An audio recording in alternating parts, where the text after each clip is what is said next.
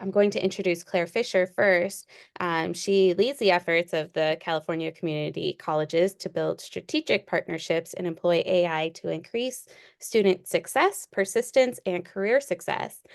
She began her career as a Teach for America core member and was a high school math teacher and school leader in New Orleans. As an awardee of the Stanford GSB Social Innovation Fellowship, she founded a national nonprofit organization called The Arena to strengthen the school to work pipeline. Claire grew its team and impact, serving 100,000 students at 30 plus public districts and schools through designing and implementing technology-based career training and employment programs, as well as open source data-driven guides on training, jobs, and pathways. She is driven by a desire to ensure all people can access economic mobility and reliably stable careers. Claire has a joint MBA and M.A. from the Stanford Graduate School of Business and Education, an M.A. in teaching from Relay Graduate School of Education, and a BA from Stanford University. And we are so excited for this presentation.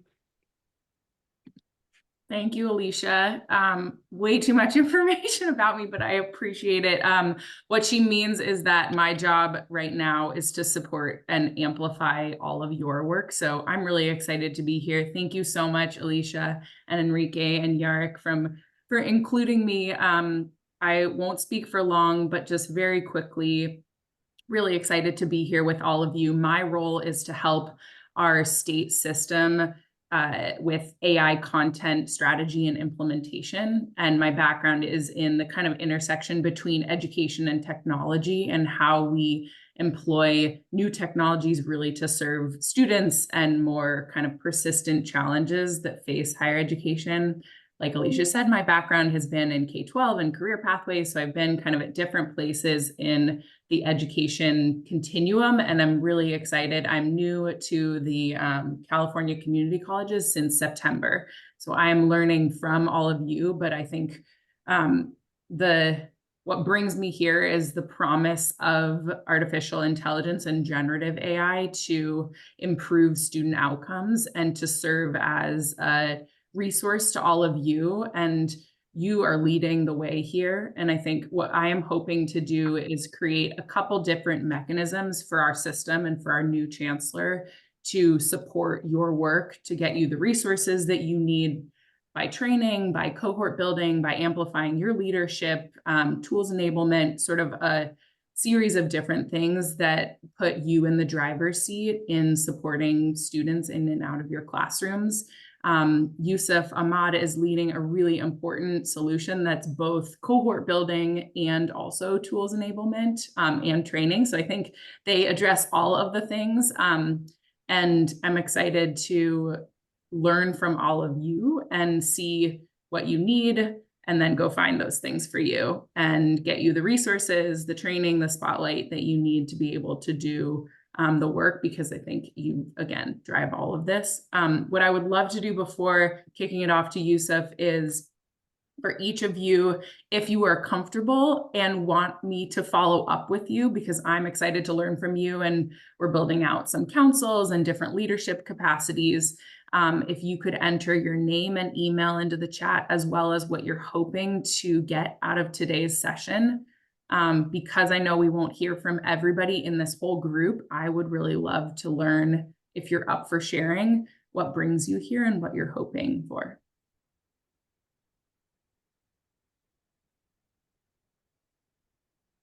And I think before I kick it off to Yusuf, we have a massive system. It's 116 institutions, 2 million students. And you obviously know that and lead in your respective regions. And I seek to ensure that we're leading not from the top down, but from the bottom up, and that I learn from all of you, support the things that you're looking to do to support students, and we go from there. And I think there's already really amazing work. So if I were just to kind of amplify and share the work that you're leading, that might be enough. So thank you again for everything that you're doing to drive forward your practice and results for students, and really, really grateful to be here.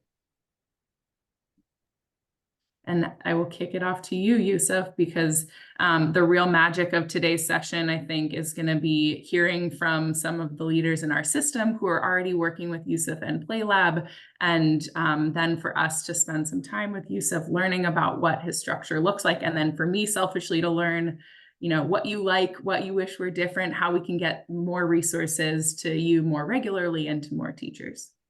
Thank you. Okay, well, thank you, Claire. And please keep the comments in the chat coming. It is beautiful to see the diversity of folks from across the system, across the different departments and faculties. And keep your questions and ideas coming in the chat as well. Just to give a little bit of context, we'll start with a little context. So I'll screen share, I'll offer some background on our work and why we're doing the work that we're doing. Then we'll have the chance to hear from some wonderful faculty. We're joined by Fabiola Torres, as well as Scott James, who've been doing wonderful work in their communities where they've started to experiment responsibly with AI. The themes of both experimentation and responsibility are going to be themes that we not just talk about, but get hands-on with today. And that's really it. So I'm gonna share my screen. And again, the way we do this, even though this is virtual and we're not in the same physical room, is we want this to be a community. And so, jump in, ask questions, right? I'll be tracking the chat. And without further ado, let's jump right in. And so I'm gonna share my screen. We'll just start with, whoops, not on this slide. But again, our goal today is to really get hands-on, right? And to really get concrete. And part of the reasons I want to do that is there's a lot of talk about generative AI and what it means. I don't feel like there's enough opportunity for people to get hands-on in community with others. And so that's a big part of our goal for our time together today. A little bit about me, so you know who you're talking to. My name is Yusuf Ahmad. I'm one of the founders of PlayLab. We're a tech nonprofit. I'll talk a little bit about why we're building technology and why we're a nonprofit in a little bit. But before that, I used to be part of the Scratch team at MIT. And so this is not my first time building a nonprofit technology product.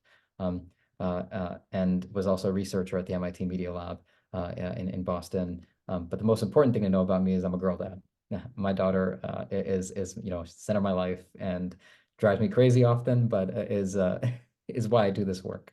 And so in terms of our agenda, again, we'll start with some context and some background on this moment that we're in, why we're building PlayLab, and why we're working with wonderful educators like Fabiola, like Scott, and hopefully more of you. And we'll actually get some time to build. We'll get in breakout rooms. You'll have the chance to build and work on an AI tool with your colleagues here today. And then we'll come back and have a conversation.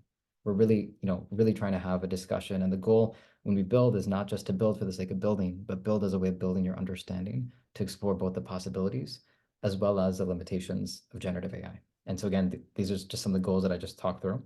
So I'm gonna skip over this slide. Some norms that I want to just pause and anchor us in. Just take a moment and look at the slide. And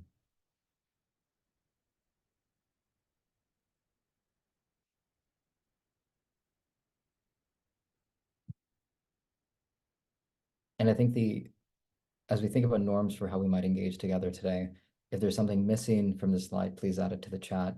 The thing that I'd love to anchor us in are two things. I think one is accept and expect non-closure. You're not going to get all the answers today. From the building time, you're not going to build the perfect best tool. People can build really cool prototypes, as Fabiola can share within like 20, 30 minutes. She built a really cool tool for ethnic studies that we'll have her share.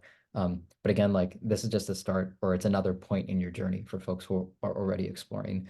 And the other thing I just want to emphasize is make space and take space. And what we mean by that is make space for others, but also take the space you need, whether it's in the conversation or to step away. Because long Zoom calls can be a lot. And so let's just start with some context, this moment we're in. And what I'd love is just kind of curious, if you don't mind dropping in the chat, how are you currently feeling about AI?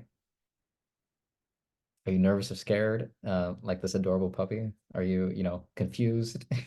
Are you building? Okay. Wide range of excited like on Christmas. Oh, wow. It's funny. I feel like I vacillate between 5 and 2. And then some days 1. Okay, I'm loving this. There we go. It's okay to be nervous and scared. I actually think a lot of us should be nervous and scared because it could, yeah. Fabiola is a 6, and that is totally true. You've gone deep. Um, and again, like Scott, I love your piece. It's like we're human beings, and we'll feel different moments at different emotions at different moments. And I think that's beautiful about this as well. Is like leaning into the complexity of the moment that we're in and what this could mean for all of us, our work, us as human beings. Um, and so thanks for sharing that. Another kind of quick question: who here is using these kind of tools already? Right? And if you are, just drop what you're using, whether it's ChatGPT or Gemini or whatever AI app out there. Okay, some folks using Claude, so a lot of chatbot folks here. Um, Qualitative data, interesting, Gretchen. Okay, so a lot of okay, we really have an early adopter group over here, like wide range. Has anyone here used any of these video or image generation tools? So this is a tool here that generates video. So you type in text and it'll start creating video based on the text that you're generating. And so the demo that I'm showing you on my screen, this is about 18 months old. This is 18 months old. This is like not a new demo. And this technology has been used in Hollywood for over the past year. If you know Everything Everywhere All at Once, they used Runway ML in making that film. And the reason I think that's important is like, here's another example of like Canva, right? So for folks who use Canva or Duolingo, AI is being baked into products that we use every single day, right? Whether we know it or not, right? The name of I'll just drop it in the chat, Runway ML. Um, uh, so the point is this stuff is out there, right? Like, our whole engineering team uses Microsoft Copilot or GitHub Copilot when we're coding, right? So like, it's made us a little bit more efficient. It's helped us with the work that we're doing. And so it's out there, it's shaping industries. But it's doing that in ways that really raise a lot of meaty questions, right? I'm not going to spend a lot of time here, but I think a lot of you rightfully, like in your seat as community college educators and university faculty, there are questions about what does this mean for your work? What does this mean for the lives that your students will leave as if they graduate, right? As we know, like a lot of community college and like college students are not completing college, right? And this is personal for me. It took my mom, 5 years to finish community college. My nephew is like, struggling with his community college classes right now. And so like it's very real kind of how challenging the landscape is that we're in. But it's also bigger than work, right? If you haven't heard of Replica, there was a study that recently came out in Nature showing how young people are using Replica as a form of mental support and mental therapy, where like it's helping them stop suicidal self-ideation, right? But it's obviously conflicted. Like those same students who feel like it's helped them, they also feel dependent on it. And so we're in this weird moment where this technology is out in the world. Justin Reich over at MIT calls generative AI an arrival technology. What he means by that is like past waves of technology, you think tablets, you think even the internet, they required a lot of intentional adoption, building internet connectivity infrastructure, bringing devices to classrooms. Whereas with generative AI, it's out there now, right? And it's really hard to predict both where we are right now, but also how might this evolve in the coming 5 years, the coming 20 years. And so that's just the moment we're in as a society and kind of as a culture right now. I would love typically to kind of send us off into breakouts, right? But again, like I really want us building and getting hands-on. And so I shared a lot of context. That's kind of where we're at. And the invitation is, as we build together, is to hold this and to find space to talk with others in this community as well. And so I'm going to keep us going. In this context, part of the reason that we're building PlayLab is, as I've shown you, AI is here, but we feel that educator schools and other folks who think about education aren't really in the position to harness it in ways that really meaningfully advance teaching and learning, right? That's kind of one of the things that we feel. One of the reasons is we feel like because we're so early, when I say we, like we as a society, this is bigger than educators, this is bigger than students, we don't really understand the possibilities or the risks. And what I mean by that is on the hopeful side, there's a lot of capability and possibility for the tech today and where it might go. But there's also a lot of risk and real harm. And when we talk about harm, this is not theoretical, Dr. Ruha Benjamin, Dr. Joy Bulamwini, who I cited in the other slide, they've shown the harm that these algorithmic systems can create in society, which is why they warn us about the new Jim Code, right? And so these are things that, like, this is the context that we're in right now, like where a lot of the big tech companies we rely on for many things are not necessarily set up in a way where they have the incentives to really meaningfully mitigate for harm and bias. And so that's the context we're in. And so in this context, it's also a context where very few people are shaping AI, right? If we think about who's actually building the technologies I just showed you, they're 4 million software engineers. If we're very honest, like very few of them are actually shaping.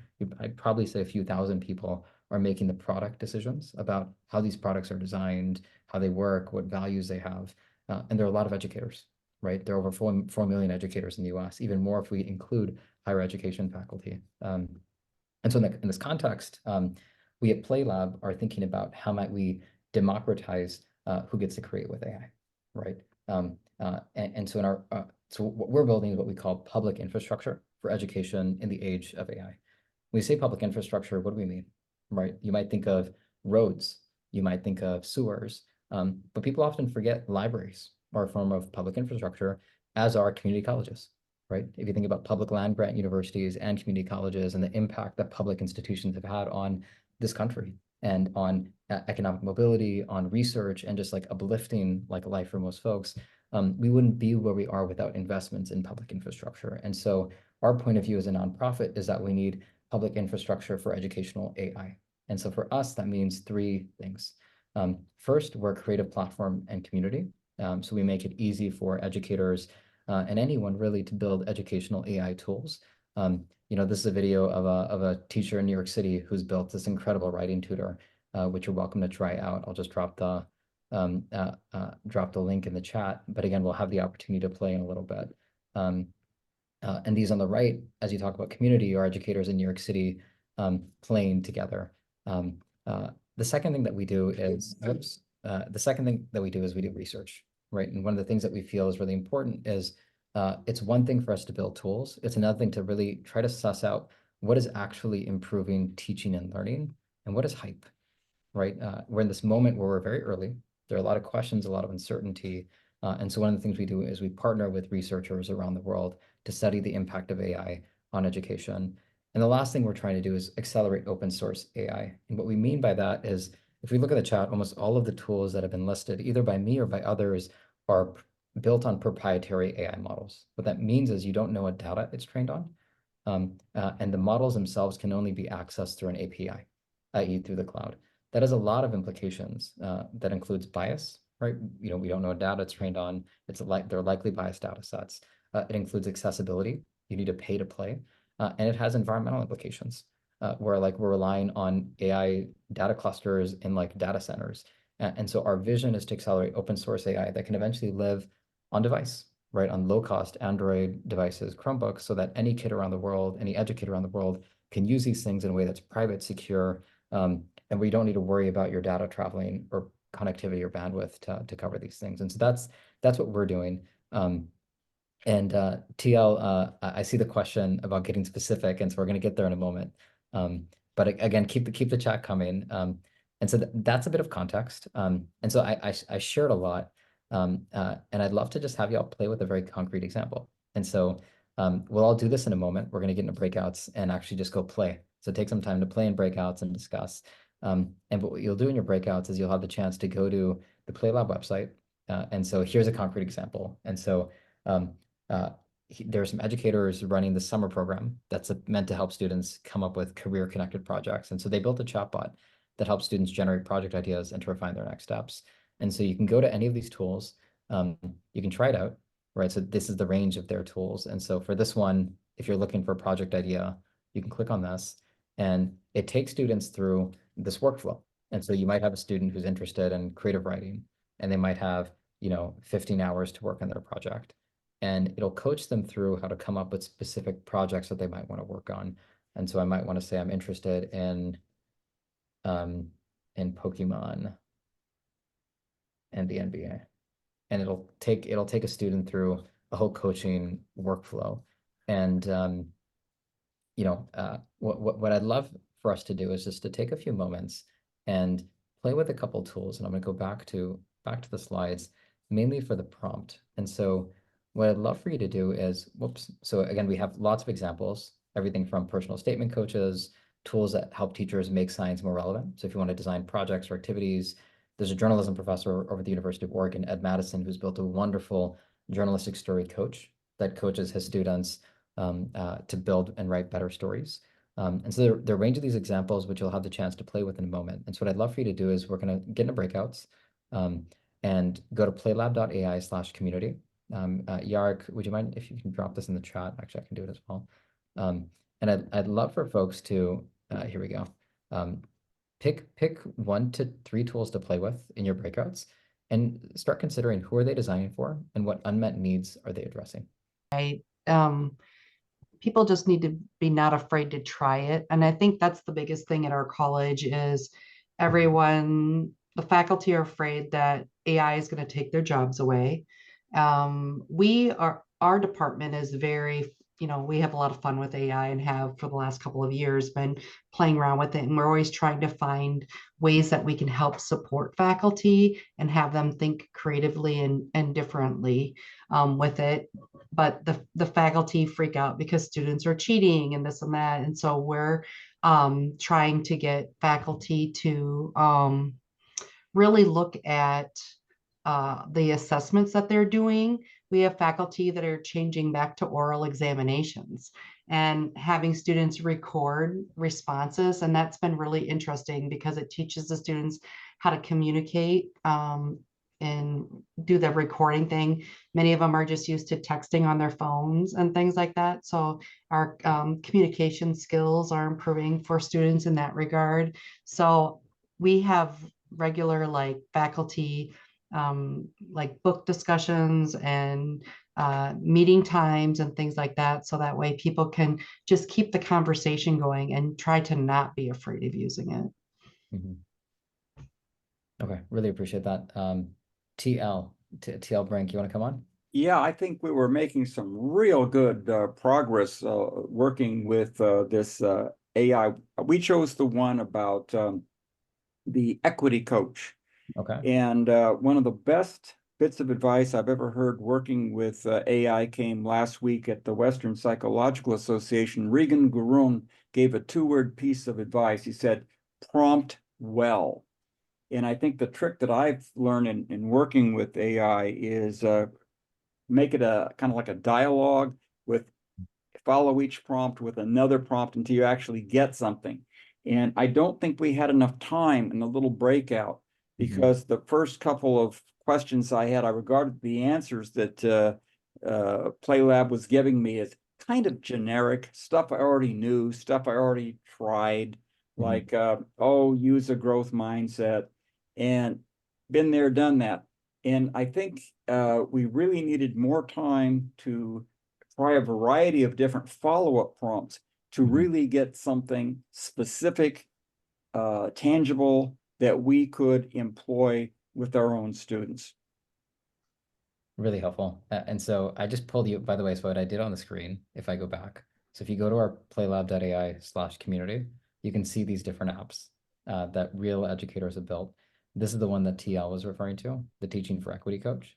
And so we intentionally included this here. This is one that was what we call a crawl tool. So it's like, it's an early prototype that, that was built by this nonprofit that does a lot of equity-based coaching. And if you click on Remix, you can see the instructions. So this is the prompt that they used on the right. So I'll make it a little bit bigger so it's easier to see.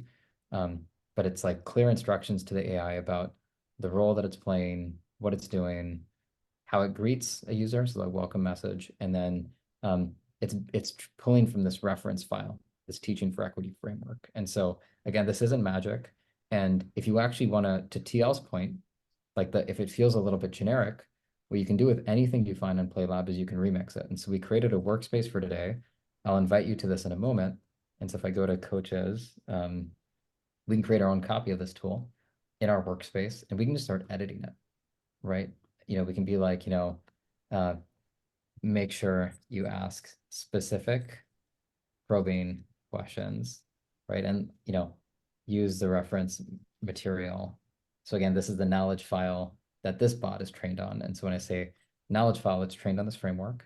And it now says my name because I made a copy of Chung Kao's app and user reference material to do this, right? And then I can just start testing it on the left, right? So we just created, literally just created our own version. And I'll come back to this. I know I went through this pretty fast, but I want to make sure a few other folks have the chance to come on the mic before we go into a full-blown demo of how to make your own apps.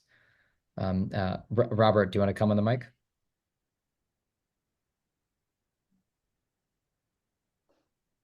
Yeah, that didn't work, huh? Hey, yeah, just real quickly, I'm very curious about, in terms of application, about, dumping student work into a chatbot or, for the chatbot to analyze. I think at this point that's a no-go. That's, you're potentially throwing it out into the world. So just where that progress would go in terms of policy, maybe this is an inappropriate form. And then secondly, if any sort of AI detection services for student work, if we're going to go that route, Sure. detect. And again, that's, I guess, more of a policy question, which may be inappropriate. But Yeah. I just want to say I love your tools, and it's the first thing I've seen with AI that would very concretely showed me how I could use this. I thought your tools, generally speaking, were very interesting. And so what I'd love to do is, I know there are more questions. What I'd love to do is actually get us into building, right? So step one is playing with things that other people have made. Step two is actually making your own tools. And I think Dale is naming it exactly in the chat. The interest that we have is like, we want more folks to be able to understand the technology enough to create with it. Even if you don't create from scratch, you can take something that someone else has built and adapt it to your context. We think that leads to a much more democratic future where you can shape AI with your own values, with your own context and your own needs. And it creates a world where you actually start to understand how this stuff works. It's not magic. And we feel that's really important as we think about responsible use of these tools and technologies. And the reason I mention responsible is like even AI detection, there's a lot of research that shows AI detection tools actually discriminate against English language learners, especially against English language learners and folks who are like, who might not be, as proficient. And these tools are easy to game. And so as you think about just responsible use, like I'd actually caution against using things that are claiming to do effective AI detection. We'll take one more comment from Leslie before we get into actually learning how to make and build and hearing from Fabiola and from Scott, because they're already doing this work with their community colleges. Okay, hi everybody, and thanks, Youssef. I just was trying to get into PlayLab to like, okay, I'm gonna just try to start doing something. And I saw that when I was trying to log in, and at the end it said you need a code. And then I clicked on get a code. And then I got taken to a page that said join the wait list. So are you going to be giving us a special code today? Yeah, you're good. So why don't we just jump ahead? So we're gonna skip ahead and I'm gonna give you all the code right now. And so in the chat, I'm just gonna drop it in the chat right now. Here's an invite code that everyone on this workshop can use. And so what this will use, if you just click that link, it'll let you sign up for PlayLab and create an account. It'll also add you to a shared workspace where we're all going to collaborate today. And so what's cool about that is you'll all get to see what each other is building. But again, I want to emphasize, because this is a shared workspace, you don't want to put any sensitive information in there, no student data, right? Nothing confidential should be going into a space that's shared. And so again, I'm gonna reshare that link in the chat. So it's like just the last thing that you see. There we go. And so feel free to click that link. And while you sign up, right, for PlayLab, I just want to, we're going to all build together in a moment, but I just want to kick it over to Fabiola and to Scott to just share some of their experiences building tools for themselves and their community.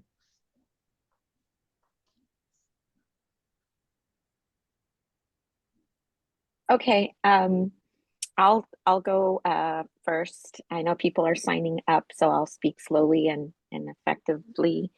I'm coming from a faculty user perspective. I am a strong user of OER content, and I'm an ethnic studies professor. The good news of ethnic studies is that the California Community College Academic Senate did a really good job in investing in supporting ethnic studies. So we have our ethnic studies premier book, our ethnic studies like OER book, and it's, you know, very well made, very dense.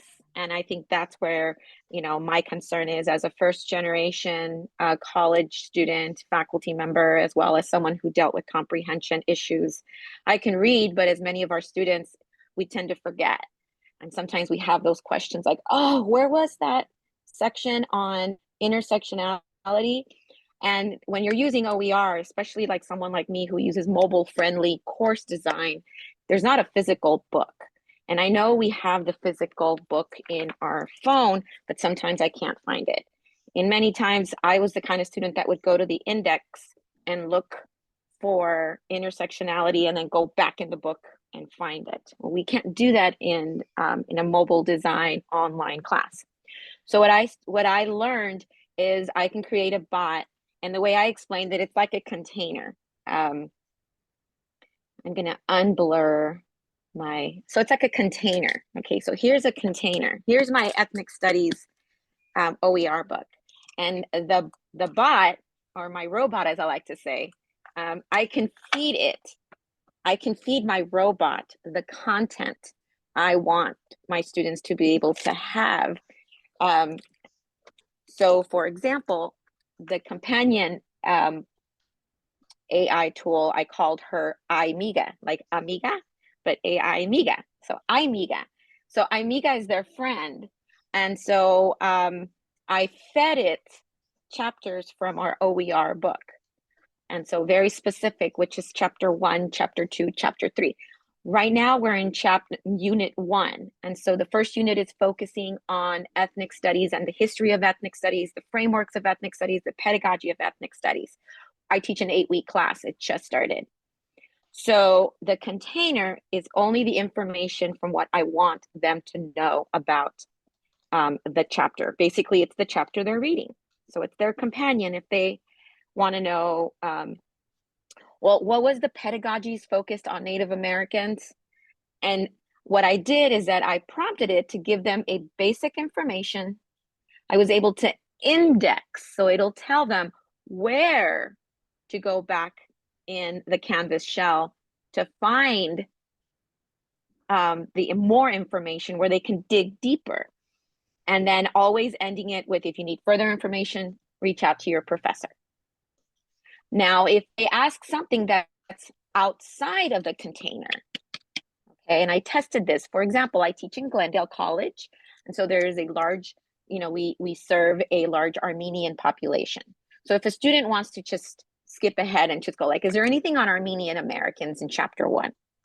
It'll tell them there's nothing in the first chapter on Armenian Americans. Contact your professor if you want to, you know, talk about Armenian Americans, and, you know, you know, just I basically notified it that there's nothing in there, but talk to your teacher. So it doesn't generate false information outside of the container. Okay. So I'm only focusing right now on the book. Again, it's their study buddy, it's their friend, it's their iMiga.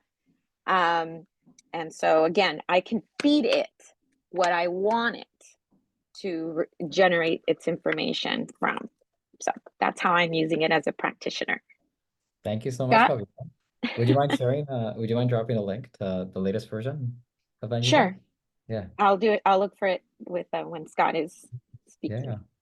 Sophie, I'm seeing you raise your hand. Do you wanna jump in? Yes, one quick question, a dumb question, but essential one. How do you feed the book? Yes, we'll show you how to do that. Okay. And so Scott, actually, before you go, And impressed, Fabiola. it's, you know, it's amazing. Fabiola, actually, do you want to share your screen and show us how your app works? Yeah, I need to look for it. Oh yeah. Once you find it, let us know. But what I can do is actually, so I created I have an old copy of Fabiola's app, and so if you go to if you go into the workspace that we shared, and I'm going to pull it up on my screen as well. Just give me a moment. I'll show you all how it works. And so I'm going to share my screen. And so this is a workspace that if you use the link in the chat to join PlayLab, you should be part of this workspace now, the coaches workshop space. And in it, you'll see a few different apps. You'll see an option to build a new app, which I'll demo in a second. You can also try out apps that other people have built. And so if you click launch, this is just the shared version. This is like if you shared your tool with a student, this is what they would see. And if you come back to edit, this is actually behind the scenes.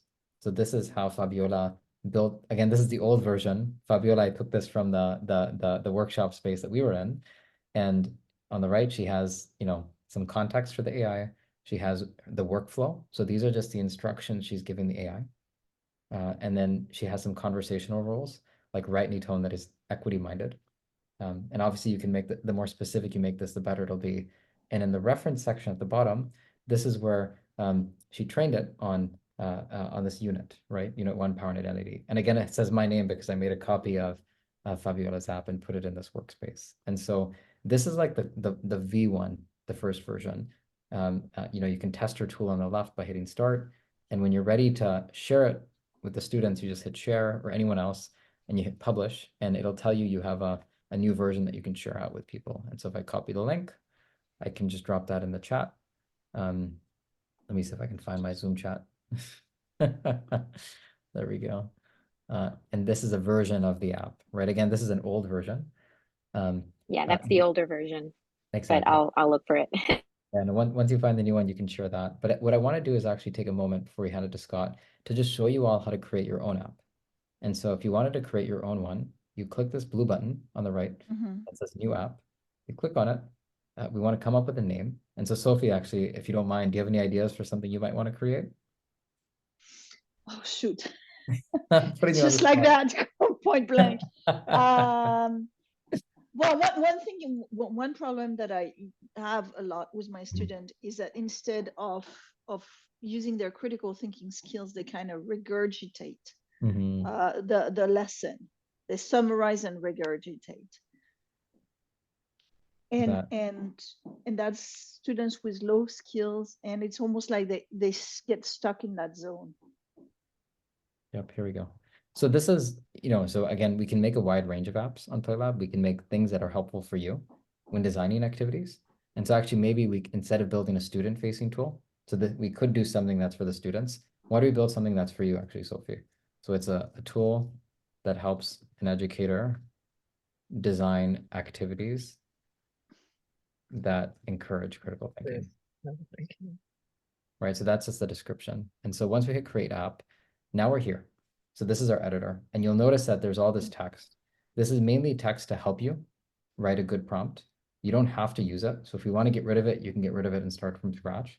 For now, let's use this. And so when we're in the background section, we're basically telling the AI what we want it to, what information we want it to pull on from either its memory when it scraped the internet or from the knowledge files that we upload, right? So ideally, like I'd probably want to upload something related to critical thinking that it can refer to. But for now, I'll just say you're an expert in critical thinking and designing lessons and experiences that encourage critical thinking.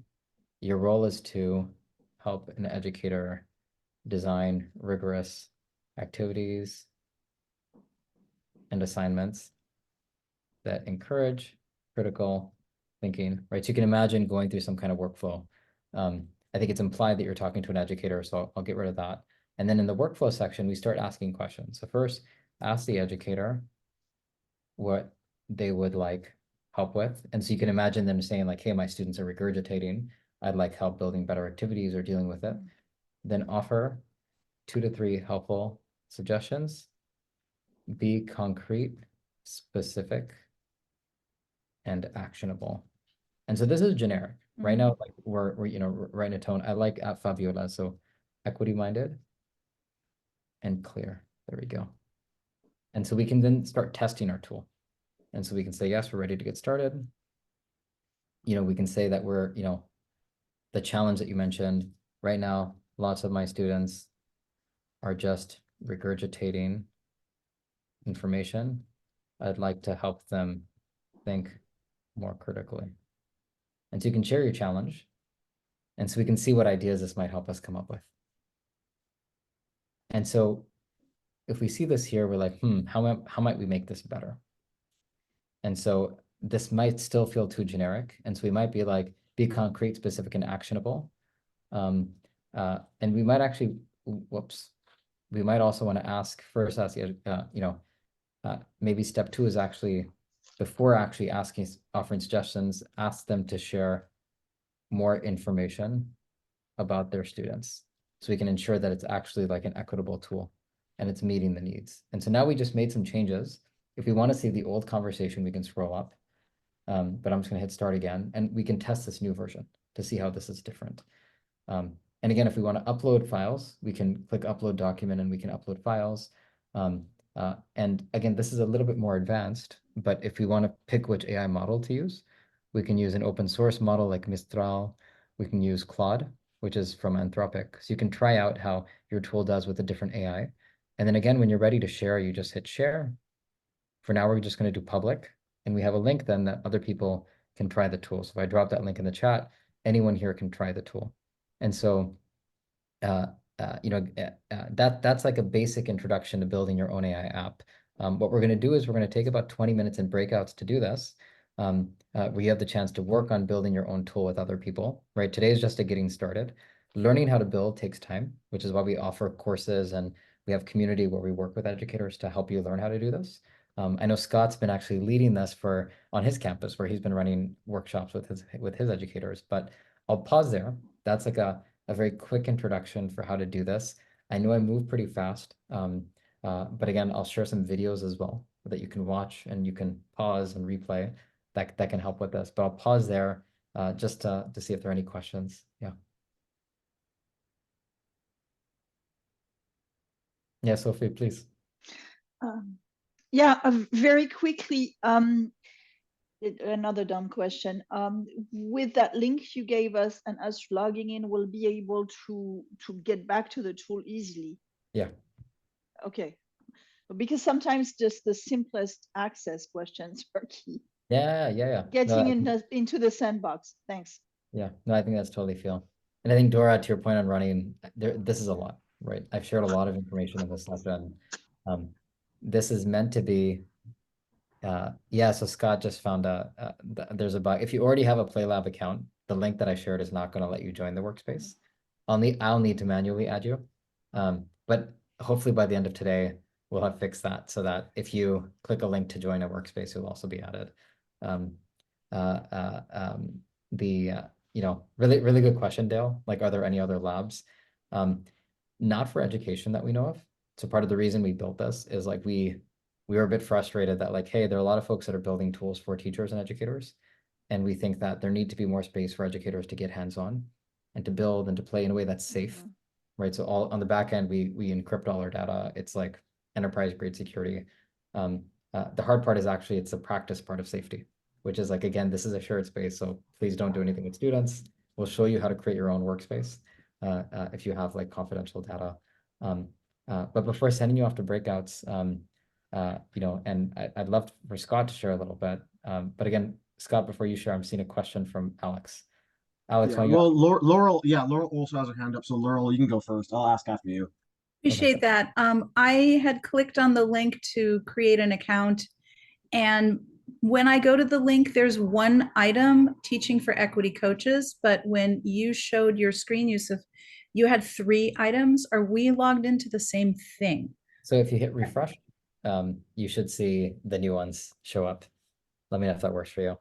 And okay. And now I see 6 things. Okay, thank you. Yeah, that means other people are building, which is good. And so it's almost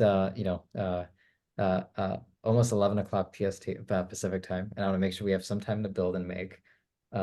Before doing that, I just want to quickly hand it off to Scott. You've been, and my question for you, Scott, is, and while you talk, I'll add you and Fabiola to the workspace.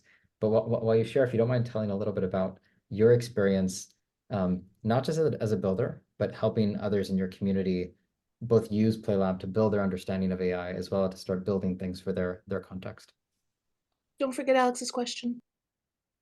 Oh yeah, Alex. Oh yeah, I was gonna ask if you could use stuff in the chat, just put the directions, because like, so I should not make a PlayLabs account. Do you mind just writing down the directions of how we could do the workspace like in the chat? Because I'm a little bit confused on what specifically we need to do to start sort of building in the workspace. Yeah, really good. So again, were you able to sign up? I thought you said I thought you just said if you sign up, you can't go into the workspace. Oh, if you already have an account, hold up, here we go. Let me just drop this again in the chat. So if you don't have a PlayLab account, this link, just use this link to sign up, and it'll automatically add you to this workspace. If you already have a PlayLab account, just direct chat me, and I'll make sure that we add you to the workspace. Okay, thanks. And once you're in the workspace, you can start building. Like you have the permissions to create apps. I've seen some people are already starting to make, and so feel free to go get started. We'll have some time to do that in breakouts. But before moving into breakouts, Scott, I just wanted to invite you to share a little bit. Yeah. Yusuf. Hi, everybody. I'm Scott James. I'm the Distance Education Coordinator for Santiago Canyon College. I teach instructional design for online learning and educational technology. And faculty come to me with questions and with barriers that they're experiencing for with artificial intelligence, particularly in the online classroom. And it's kind of like, I don't know if you guys remember the old television show, The Twilight Zone. And like there was this one episode of The Twilight Zone that I keep thinking about. They're flying a plane, right? And there's this like goblin on the outside of the plane ripping the plane apart as they're flying, right? And this guy's looking out the window and he's telling everybody that there's a goblin ripping the plane apart as they're flying it, but nobody else can see it because every time it jumps away, it's ripping some other part of the plane apart. And that's how I feel like my faculty, when they're coming to me, that they're feeling about their online classes, like AI is ripping their plane apart and nobody else sees it, right? And they're just yelling into like this echo chamber and nothing's helping them. And so it's my job to try and help them and to try and re-envision this whole process of the plane being ripped apart. I feel the same way too in some of my online classes because some of my assessments no longer work as intended. But the great thing about PlayLab and about AI is that if you adopt that growth mindset and you continue to be curious, allow yourself to play, you'll get a lot of enjoyment about using this tool to try and help you solve these complex problems that you're facing in your classroom. And so a couple of the things that I've made so far that I'm really excited about are a syllabus chatbot, where I upload my syllabus to PlayLab, and I have it ask, students can ask questions about my syllabus in their natural language and get answers to the syllabus. I put up guardrails in there too, and then once the student asks the question, I can actually see all the questions in PlayLab that have been asked about my syllabus from students. I can see the language that they're using when they ask the questions, and I can see what the chatbot has responded to them, which is amazing because guess what? It improves what I do as a professor because I'm getting questions on my syllabus that I never thought I would have from students, and that they've never asked me as a person, but they asked the chatbot. So I'm learning from that process, and that's benefiting my syllabus and my approach and my policies. But I also teach educational technology, and one of the things that I like to do was we have a unit plan where we try and take the unit plan and break it apart and make it more of a blended learning approach and put technology impacts into the lesson planning, but I don't teach unit planning. So I made a chatbot that develops the full unit plan based on the Common Core standards that they pop in, or SLOs, develops the whole unit plan for them with their input. And then what they can do is they can say, I like this assessment, but change it to be this for that reason. And it will do that for them and create assignment instructions and everything. They can turn in that chatbot chat as their homework, and then they polish it up and turn in their unit plan as their actual assignment. And I'm really excited to try that approach because it's going to help them with their unit planning. It's going to help them with ideas generation. It's going to help them to get started because this is the most difficult assignment in my class because they don't know how to get started. They don't know how to envision the assessments. They don't know how to get that momentum going, but they do. A lot of them are just professional teachers that take my class for PD.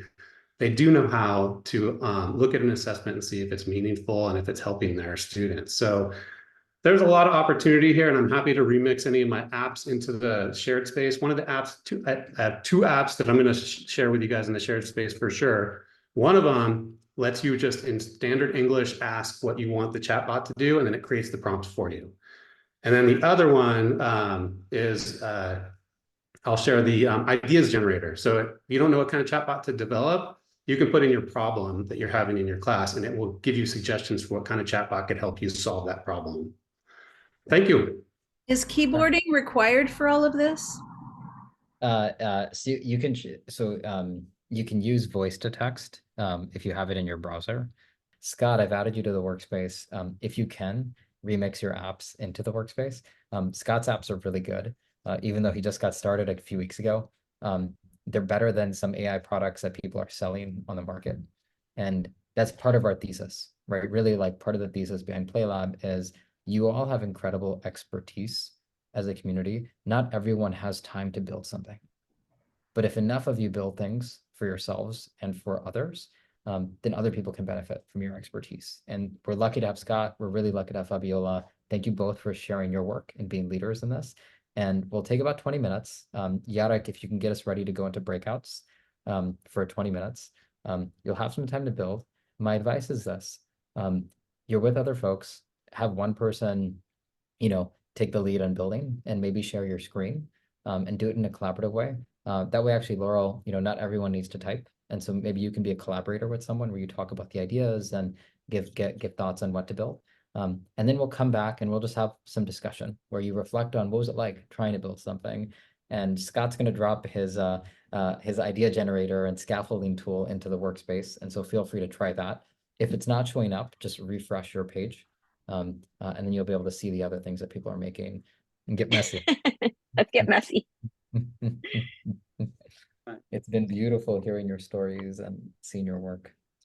I think our academic culture creates this academic armor, and this academic armor wants us to be like impeccable, wants us to be perfect, and we're so afraid to be vulnerable.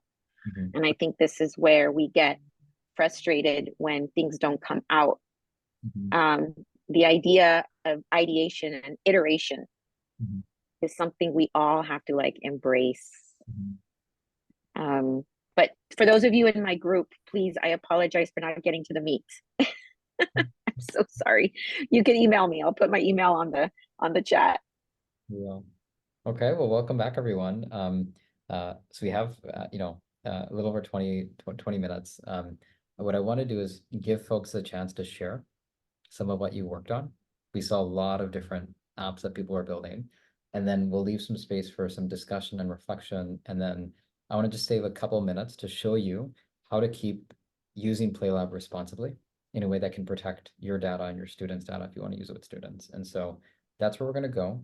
And so let's start with sharing. Does anyone want to share either their experience, like what it felt like, or even just like what you worked on? Yeah, Susan, you want to jump in?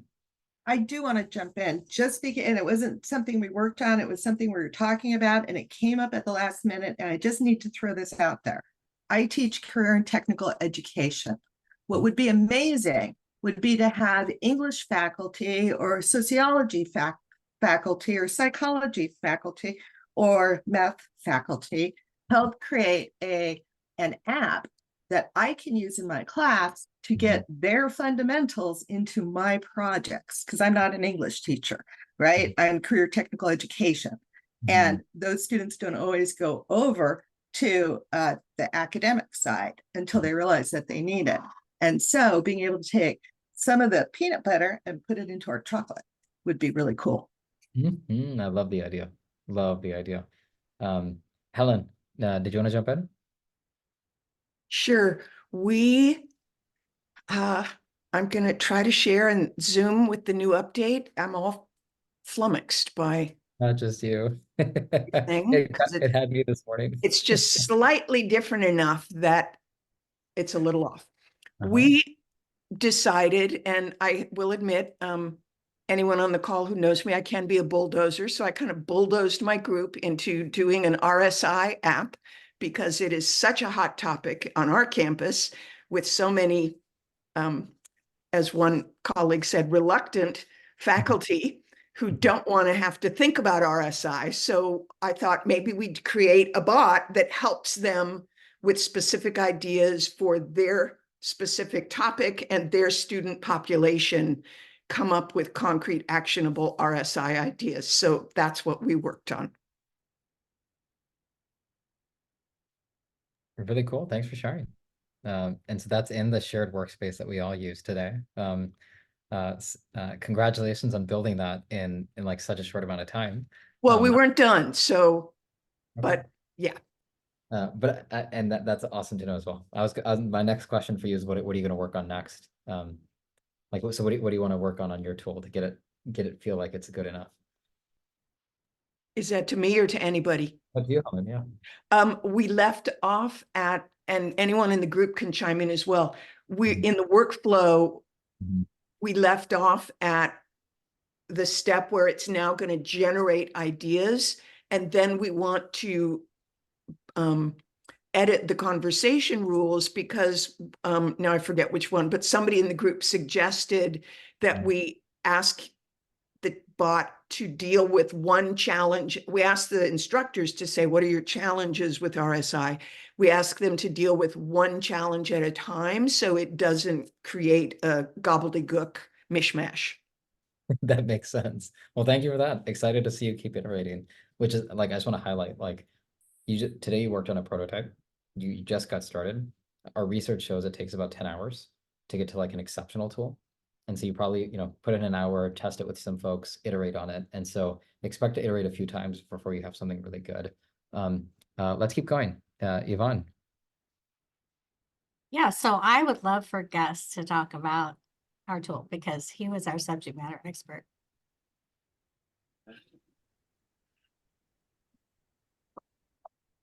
So we created a statistics one, and I have a few questions about it. You can hear me and everything's fine. Should I share it? Kind of what we did? Okay. Let's see. So I filled out the information. Am I sharing the right one or not? Yes, you are. Yes. Okay. Yep. So we filled out the information, talking to a student, trying to create a statistics tutor and ask what you need help with and links to videos, kind of what it would do. And then be kind. We wanted the tone to be informal, and we just kept that the same. And then we just asked it some questions like what is standard deviation? And it gave us the formula. And then we asked for an example. We walked through an example of how to compute it by hand and told us to have a great day and keep up the good work. And then I asked about linear regression. It gave me a formula using Greek and epsilon. And I asked it, can you give an equation that's less complex looking? So it gave me the standard linear equation that you would use for linear regression. And I asked for an example, and then I said, well, do you have a real life example? So then it gave me here's examples to use it in real life. And then I said, well, and then it gave me one where it's actually applied in real estate. But I didn't feed it anything. Like, I don't know, like, do these, and I asked some video links, and then it gave me one, and then I asked for a simpler one, and then it gave me linear regression for beginners. And I just went on to YouTube and found those. So, but yeah, did Benny have a question? Yeah, sorry, I was asking, did you upload any references on this one? I didn't upload anything. Okay. And how do you feel I don't know, like, I wouldn't even know how to do that anyway. So I've never done this before. So really fair. Yeah. Like, and so could you do that? Like I can feed it and then you. Yeah. So Fabiola was talking about feeding the bot. Fabiola, would you mind sharing your screen and showing us how to feed the bot? If you're comfortable, that is. Yeah. If not, I'm happy to show. Well, I can do that too if you want. What if you don't use a textbook? You're teaching art and you're using images. Yeah, so we'll add the ability for you to use images soon. We haven't added that yet, partially for safety reasons. We're still working on some of that underneath the hood. Like just so you're very clear, like our foremost commitment is like safety, like dealing with safety, bias, privacy first and foremost. The image generation stuff is still pretty dicey. That's just like, there are a lot of great tools out there, but to do it well and like in a responsible way is actually really hard. That'll likely come, the first version of it will likely come sometime in June from us. And then we're hoping to be like fully up and ready to go by the before next school year. Benny, you mentioned that you fed your bot. Do you want to show us how you did that? Yes, please, because Yeah. you Sure. Let me see. I think this is the one. Okay.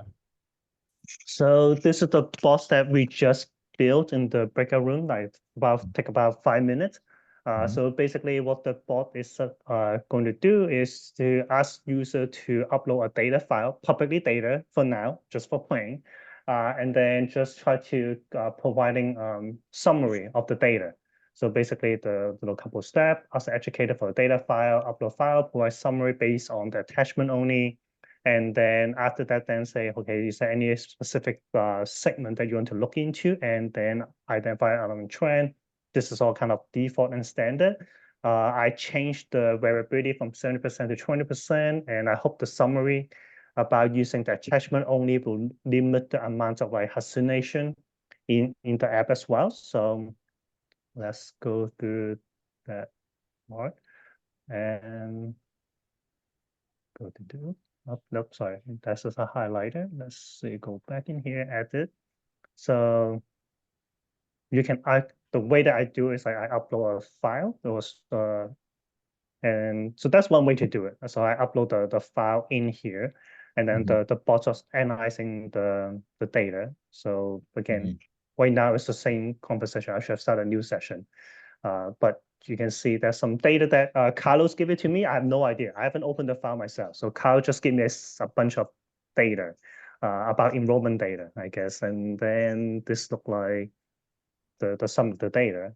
And then I think Carlos talked about how he want to look into anthropology. I hope I spelled it right. Usually pretty nervous.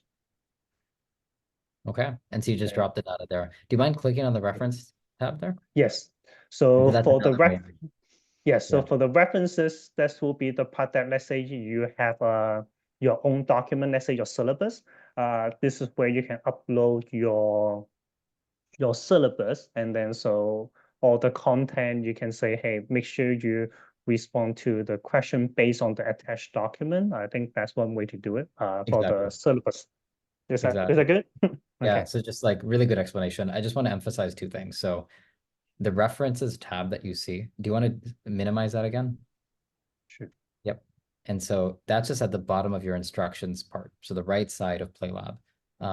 Anything you upload there, you can think about that's feeding the bot. So it's feeding the tool so that when other people use it, it'll be trained on whatever you upload. And so some of the questions around how do you make sure it's accurate and consistent, in the instructions, you tell the AI to respond based on the information in the references, right? So that's on the attachment only. Second thing you'll notice, if you look at Benny's instruction, you can also have people upload something in the actual bot itself, right? And so that's the other way in which you can use this. So there are two ways in which you can use this. And I know folks need to leave, so please, if you got to run, totally cool. I just want to answer some important questions before people leave. So actually, Benny, I'm going to ask you to stop sharing. Sure. A couple of pretty important questions around privacy and safety. And so on the back end, right, we're handling everything in ways that are FERPA compliant. We're a nonprofit, so COPPA doesn't apply to us, but we're voluntarily complying. The thing that's really important, though, is, again, you're dealing with higher ed audiences, right? So typically adult learners, but privacy still really matters, and it's really important. And the reality is that the hard part of privacy is actually not the back end side of it. That's become a lot easier to do responsibly. The hard part is practice and practicing, protecting data privacy when you're building and using apps. And so what I want to quickly show you all how to do is how to actually, create your own workspace. Because right now, so this is where everyone is. We're in this wonderful shared workspace where you can learn together. You can see what other people are doing. Benny's app, you can see Benny's app in here as well. But what I really want you to do is, at the end of this workshop, your list is not going to be as long as mine, but if you click right up here, you'll see an option to create a workspace way at the bottom. Again, I'm as one of the creators of PlayLab, I'm in a bunch of workspaces helping people out. But create your own workspace. And so, I can just call this test coaches workspace. And this becomes your private workspace. Once you create it, you'll notice that since I created this, I'm the only person here, right? And so this is private. So as you think about handling student data, anything confidential, now this is a private space that, it's like a private Google Doc or private Google Drive folder that only I have access to. If I want to share this with other people, this is like pretty important. If I want to add someone as a collaborator, I can either copy the team invite link and send them that link. That'll let them sign up for PlayLab, and it'll automatically add them to this workspace as a creator. Another way in which you can do this, I know some people have asked about students using this. You can add members here. You can paste in emails. And so if I paste in an email, I can put it there, and then I can give different roles, right? So I'll share some follow-up material about this. This is a lot to share in a Zoom call. But if you add them as an explorer, that means they can use apps in your workspace, but they won't be able to edit it. And so if a student uses your app, you can see how they're using it. You can review the data for how they're using it, and under the review tab. And if I show you a concrete example, so I can show you this because we have a data agreement where we can show you this data. But here's like whoops, sorry. If I click here, you can actually see how some of these apps are being used. And so you can see like how your apps are actually being used by your students or by other people.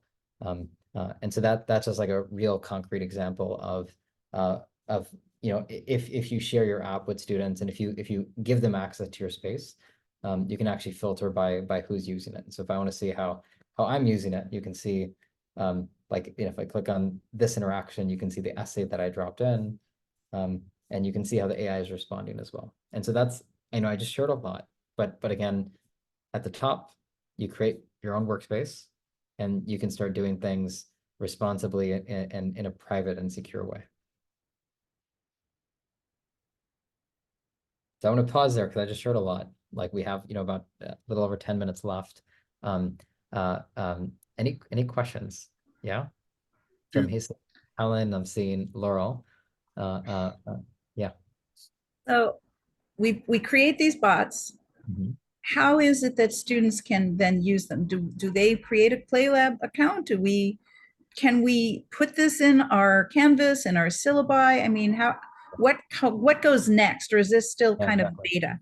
Yeah, so the next thing you do is when you have a bot that's ready to share. So again, like with power, what does Spider-Man tell us? With great power comes great responsibility. You all can build your own apps now, but what we'd first recommend doing is testing it, getting some feedback with a couple students. So when you hit share from the menu, you have a link that you can send people. If that link is a public link, they don't need to sign in. They don't need to create an account. You put that link on your syllabus. You can put it on Canvas, right? If it's a link that requires them to sign in, right? So if it's a link to your workspace, they can access it. You can put that link anywhere. You can put it in Canvas. You can put it in, in your syllabus.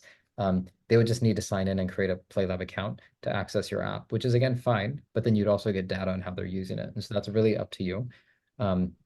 We love feedback, right? Again, we're only a few months into this project. It's very early. Just so you know, this isn't going anywhere. We have funding for this for us to really build this out in a robust and a secure way. But we're looking for a community to help us make this really useful and easy for you to use in your context. And so that's like the next step in terms of how you might use it with your students. I'm going to pass it to Helen next. Thank you. Can you speak to the accessibility of the tool? Because that would be a deal breaker for our system if it's not accessible. Yeah, in terms of cost, pricing, in terms of... I'm sorry, formatting for accessible for various disabilities. Yeah, that's something we're working on actively, by the way. And so again, we'd love feedback. If you know any accessibility experts in your community that can be testing partners, we're looking for that. The other thing to know is we have a deep commitment to accessibility across a few different lines, right? Different learners, right? You think about sight, visual impairments. We're thinking about language. And so by the end of the year, PlayLab will be accessible to anyone in their native language, right? Depending on like you can use someone's cookies in their browsers to determine like the language. And so like we have people building apps in Portuguese right now, in Basque, in Zulu, right? And so the goal is so that if you log into PlayLab, you can access apps in your own language, even if it's not been built in your own language. And you guys will then be able to benefit from all the apps being built in Brazil, in Portuguese, and another language. So that there's like a cool kind of global component that's also coming. And the last thing in terms of access is cost, right? I want to be very transparent about this. We're working with Claire and the Foundation for California Community Colleges, which works across the range of the California college system, to offer this for free for faculty, right? We're working with like leadership to figure out ways to subsidize this in the short term. And as a nonprofit, our mission is really to make this accessible. And so our goal is by the end of the year. It might not be possible until mid-2025, but there'll be a free downloadable version of PlayLab, right? That works on device, that's private, that's truly secure. And so that's like the vision that we're working toward for radical access. So if you think about your adult learners, other folks, they should be able to access the stuff on device without having to worry about internet and bandwidth and connectivity and all that. And so that's like the kind of radical vision that we're working toward. We're not there yet, right? And can I add something, Yusuf? Helen, we're working. So part of my role is to make sure that we have a really clear evaluation process that's HACFAT, ADA, and other types of compliance. It's a really nascent market, and it opens up accessibility in a lot of ways, like language and learning differences and some of the pieces that Yusuf is talking about. And there are also, because it is so new, it doesn't meet, not all tools and not all resources meet all requirements. And so we definitely are thinking about that. Happy to chat with you more offline to create both a culture of experimentation and being opportunistic with pilots, but then also making sure that as we think about systemic scale, that these types of things have the right structures to be supportive of all learners. Yep. Thanks. Okay. So we're coming at time. I want to share one last thing for your wrap. Sophie, please, you want to ask your question? Yeah, for me, I'd like to be kept informed by you guys when you're adding image possibilities, because for me, that's my bread and butter. I'm an art history teacher, and I need to either know about other AI applications that I can feed you guys, or how you guys can help me. So I suppose you're going to have my email, and let us know when your image capabilities kick in. Yeah, we'll let you know. Gus and then Mark. I'm good. I figured out what I needed to. Okay. No, Gus, go for it. Yeah. So as people like say, if I created a math tutor to help students and used it in my class, will this tutor evolve as students work with them, or does it take like a snapshot of what I created and that's where they start with every time? Good question. We're working on what we call adaptive memory. What we mean by that is we want apps to be able to take a student's context and past interactions and use that to inform how they're interacting with it now, right? The challenge is we want to do that without exacerbating unintentional discrimination and bias. Like, Okay, because I was thinking, what was that? Like, would it diverge from its original creation, or could it diverge from its original creation if what I made it for a tutor, but then it all of a sudden turned into something else if based on the interaction with students? Interesting. Tell me more. Well, I was just thinking, like, if it, like, say I created it to help with statistics, and maybe it would get better over time or whatever with interactions with students, but kind of like what I originally created for might change because it would learn and get trained from student interaction, right? So then I don't know if I'm asking this question right, but could it diverge from what I originally created for with enough interaction from students? Yeah, it's a good question. So just to make sure I'm following your question, could it would you mean could it get better at become a better statistics tutor, or could it also do math, algebra, or math English tutoring? Yeah, probably more like the second part. Like, would it? I'm assuming it would get better with interaction, but then could it change things, all of a sudden just give answers instead of teaching, or do things? So that's something that you can instruct it. So for example, like we often recommend, like some of the best like tutor or coach style bots we have explicitly say don't give answers. Oh, It's like we have some incredible writing coaching tools that some teachers have built where they're like, your job is not to write for the student, it's to be a coach and a partner. And so students have, we have data where students are asking it, please write my essay. And it's like, I can't do that. I'm here to help. And so that's something you can write into your instructions. Again, a lot of students will try to jailbreak your apps, but that's why you test it, right? And then you get better over time. But it's a really, really good question. I feel like we had another question. I didn't catch the name because I think you went off. You saw going once. I was when she was talking about whether the app grows with a response. I was wondering, for example, in ChatGPT, as you add more and more responses, it gets attuned to what you want it to do, and it does things automatically. That's what I was thinking he was asking about. Yeah, so that's something we're working on. And so if you go to when you're signed into PlayLab, if you go to My Conversations, it's in the top right. You'll be able to see past conversations, continue them, and the AI gains context on what you're trying to do in the context of a conversation. We're also working on memory across all of your conversations. And so you can imagine a student who's using an app in your class, who's also using an app in another class on PlayLab. We want it so that eventually it can learn from those interactions to offer better support to that student. But again, we want to do that in a way that doesn't unintentionally exacerbate bias. You know, and so that like that's something we're working on, but we're doing it slowly because like we believe there's a lot of risk there. Stephen, do you want to come on?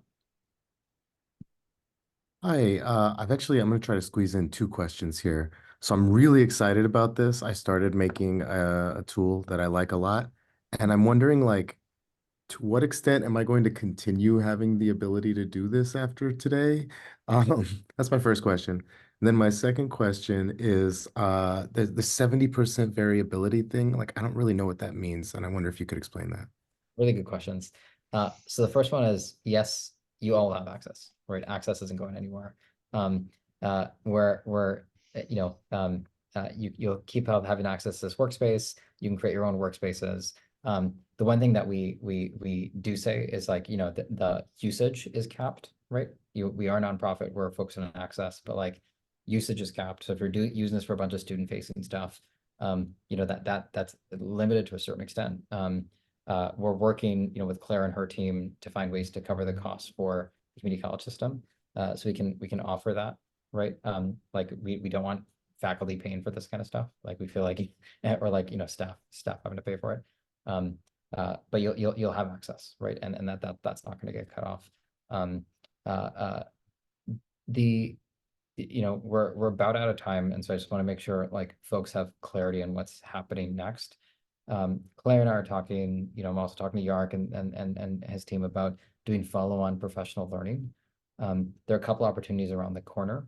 I'm just going to share my screen really quickly because I think a kind of a key message I just want to share is really like, y'all just got started today, right? And our research shows it takes about 10 hours to really start to build your proficiency with building and to get some of these apps in really good shape. Like there's a big difference between 80% and 100%. And so my invitation is to keep iterating, to keep building. The other thing that I think is really worth noting is that this is, you know, whatever, like, you know, Creative Commons image of a play. When video cameras first came out, people would go into playhouses and theaters and record plays.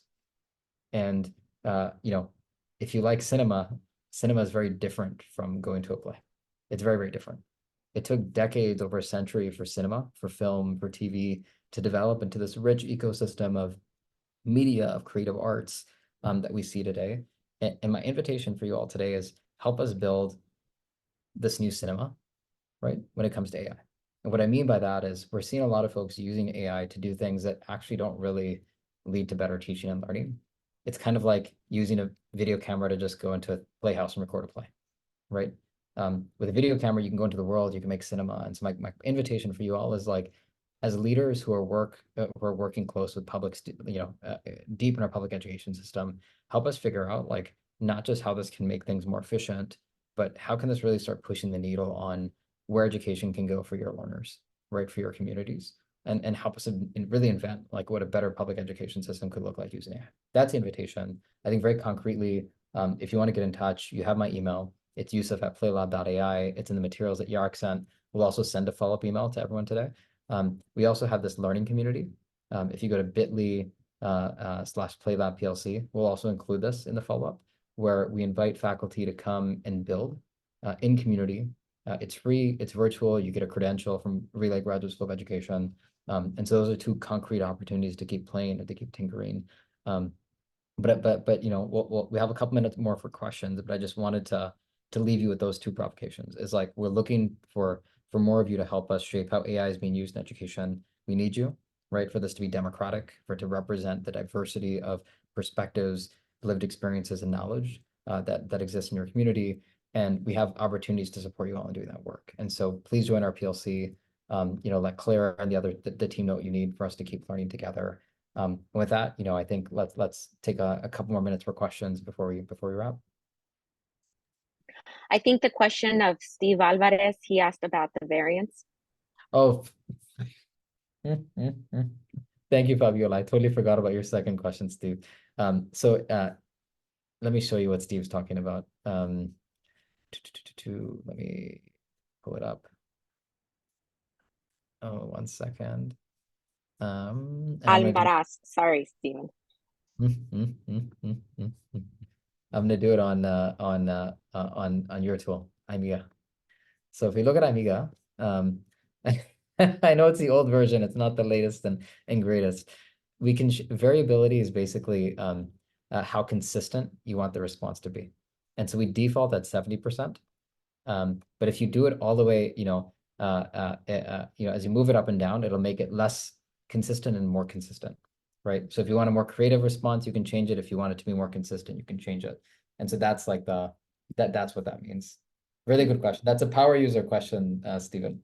Consistent to what?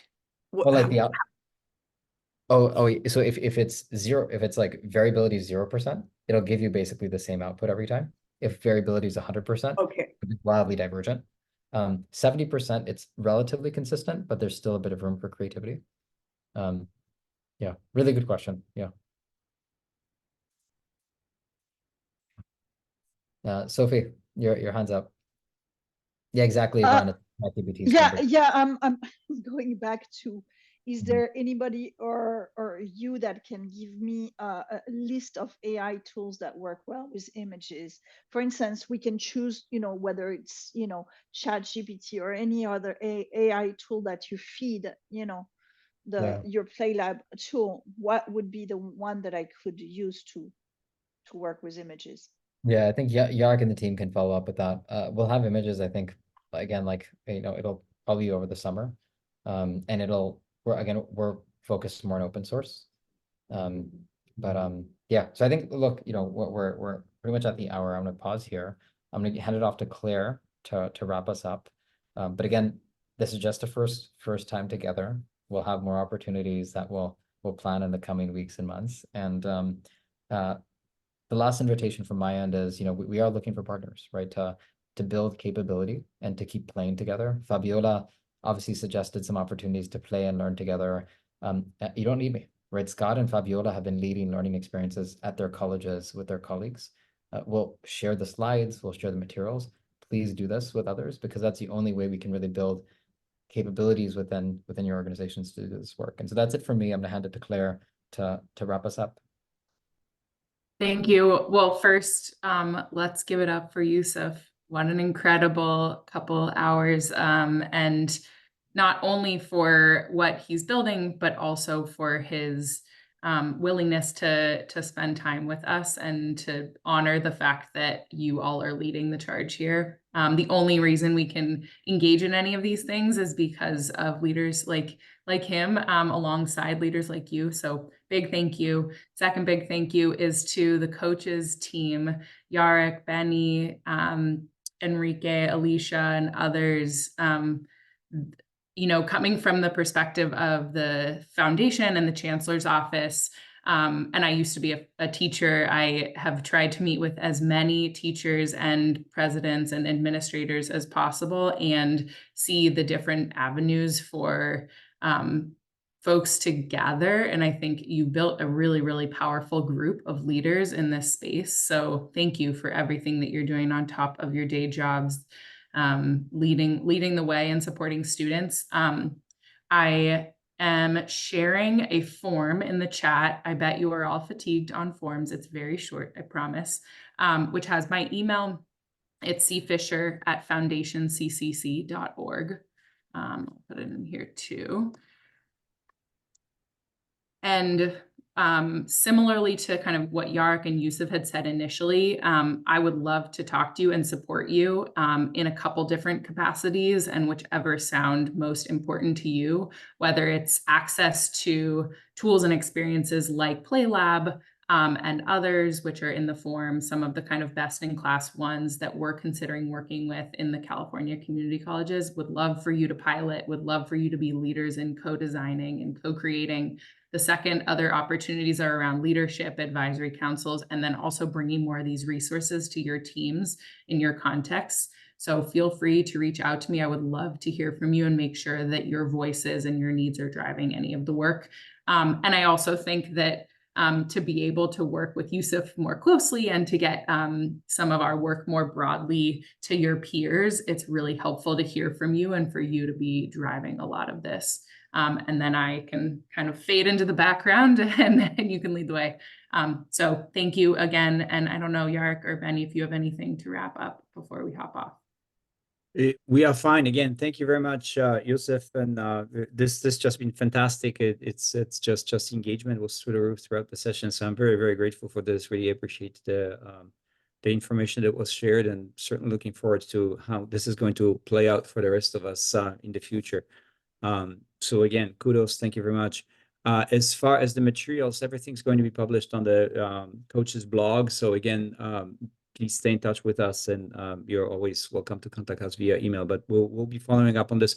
As far as the question about those image AI tools that are out there, best place probably to start with would be really Google. Just type something like, image with AI and see what shows, because there's just the field is changing so quickly. There's just so many different tools that you can take a look at and try to log in and see what works for you. So that would be it for today.